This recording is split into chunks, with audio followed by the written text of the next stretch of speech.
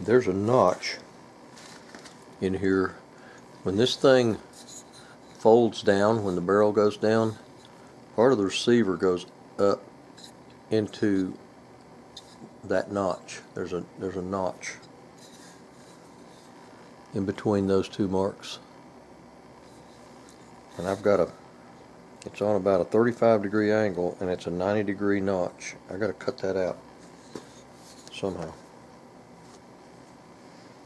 Nothing on my milling machine will do that.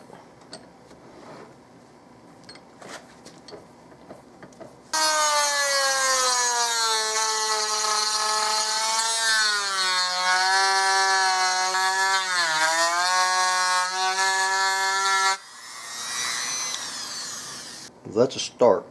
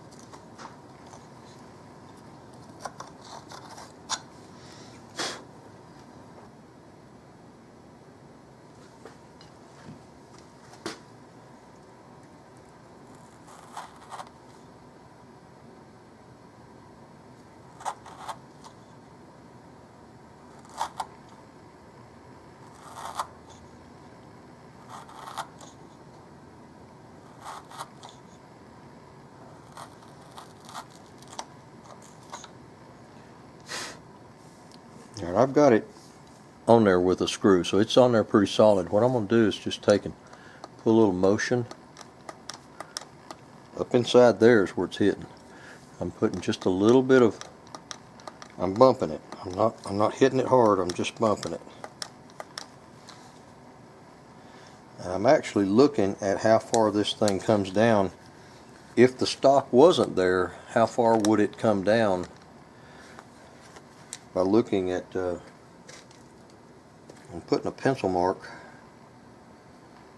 right there.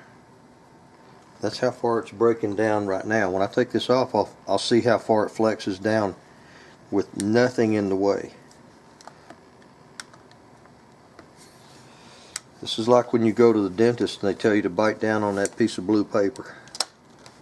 That little pencil mark I made a while ago is right there. See it? Little slash mark. And that was with it open as far as the wood would let it allow it to come open. And that was about right there. That's all that the thing does with no wood on there. It's very close to where it's supposed to be. And that little scuff mark that it made on the wood is right there. It's a little, kind of hard to see. You can sort of see a reflection. Little smooth spot right there. That's all it's hitting. Down here is okay. Down there is okay. It's just right there on that little bitty scuff mark. I'll take that off and then I can polish it up. And then I've got my bandsaw marks. You can see where these bandsaw marks go around the edge of this, where I cut the shape of it out. I got to clean all that up.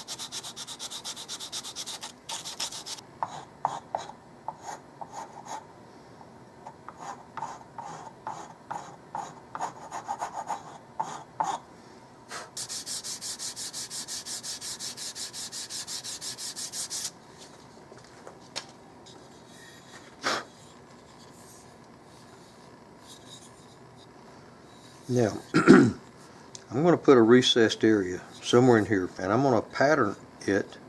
I'm going to draw it with it on the receiver so I can see that line. There's a line in the receiver that comes down in here. I'm going to make it carry through and follow and come up in here and make one similar to it. Now, this is where you get into gun stock design and not just the mechanics of making it. See this line here in the metal is mirrored, paralleled by this stock.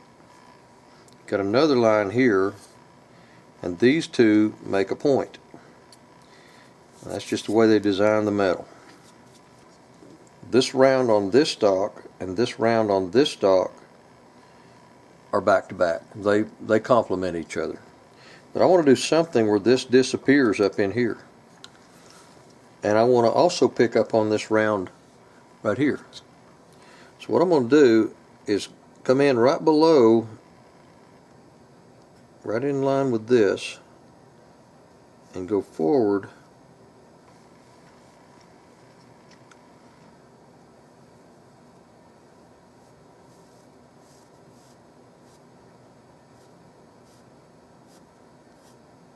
like that. That carries on this line that turns down in the back. I'm going to make it turn down in the front. I'm going to go forward, keep going, and then turn down in the front. And I'm going to dip this down. I'm going to recess that and leave that little edge, that little raised edge, similar to where this dips down below that. And it's going to thin. See how thick this is right here? I don't like that thick. It's going to come down less than half of that thickness. It's going to make this a little thin up against that, but there's no reason that should ever catch on anything. I got to make a pattern.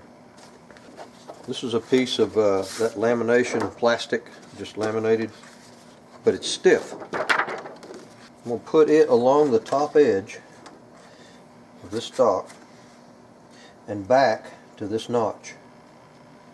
So that way I can position it back on the other side the same way. And this is clear so I can see my pencil line that I just made.